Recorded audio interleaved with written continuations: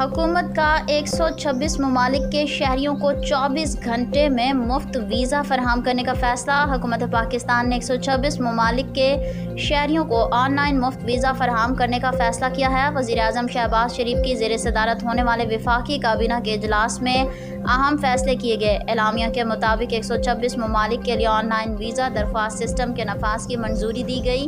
126 ممالک کے شہری 24 گھنٹوں کے اندر کاروباری اور سیاحتی ویزا حاصل کر سکیں گے۔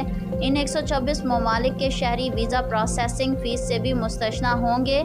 تیسرے ملک کا پاسپورٹ رکھنے والے سکھ یاتریوں کے لیے آمد پر ویزا سہولت کی منظوری دی گئی ہے۔ ان سکھ یاتریوں کے لیے الگ سے سب کیٹیگری کی منظوری دی گئی ہے۔ وزیر اعظم نے بتایا کہ نئی پالیسی کے تحت 126 ممالک کے تاجروں اور سیاحوں سے ویزا فیس نہیں لی جائے گی۔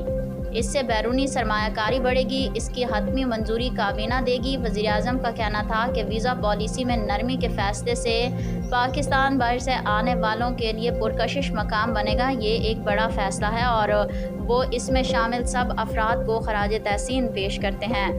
وزیر اعظم کا مزید کہنا تھا کہ ان اقدامات سے مذہبی سیاحت کو فروغ ملے گا۔ پاکستان میں بہترین مذہبی مقامات موجود ہیں۔